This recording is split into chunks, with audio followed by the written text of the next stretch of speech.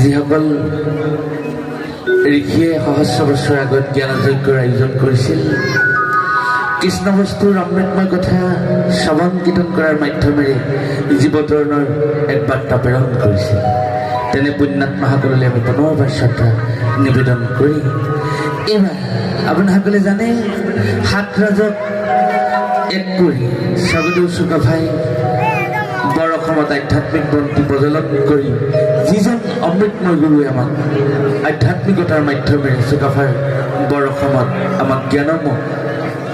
বন্তি প্ৰজ্বলন কৰি দিলে, যিজনে আমাক কৃষ্ণ তত্ত্বৰ আধ্যাত্মিক তত্ত্বৰ মহাজ্ঞানেৰে গুণৱন্ত কৰি তুলিলে, সেইজন পৰম গুৰুক আমি দ্বিতীয়জনা গুৰু অমৃতময় দুলনি বাণীৰ মাধ্যমেৰে আমি শ্ৰদ্ধা আৰু সেৱা নিবেদন কৰিম।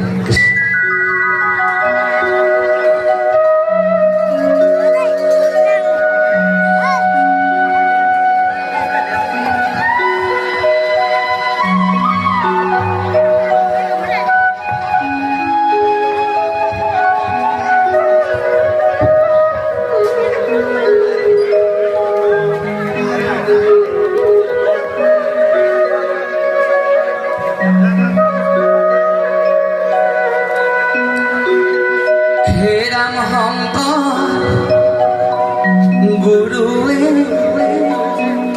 নামৰ মালা গাঁঠিলে, ভক্তিৰে ভকত সাদৰেৰে যাচি